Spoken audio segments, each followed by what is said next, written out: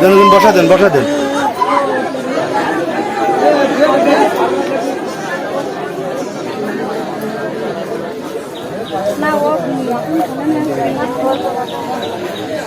আমার মেয়ে পড়ালেখা করে শান্তি ও যেটাতে চাকরি বাকরি হয় ও যেটাতে চাকরি বাকরি করে আমার একটু দেখতে পারে সংসারটা চালাতে পারে। কতটা দিন দিনা রয়েছে আমার বাড়িওয়ালা ঋণ শোধ করতে পারল না।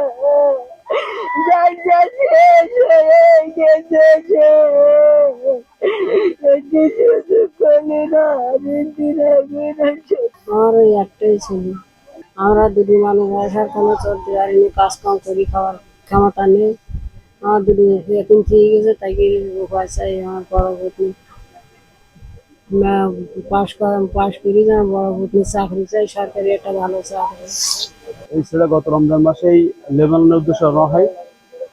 হঠাৎ আমরা জানতে পারি 1 মাস আগে সে লেবাননে ড্রোনের হামলায় নিহত হয়েছে। হঠাৎ করে শুনে আমরা গ্রামবাসী এলাকাবাসী খুবই হতাশাগ্রস্ত হয়ে পড়লাম যে ছেলেটা গেল, এই মুহূর্তে মারা গেল। খুবই দুঃখজনক ঘটনা। তো আমরা সরকারের কাছে দাবি করছিলাম যে তার লাশটা যেন দ্রুত ফেরত পাই।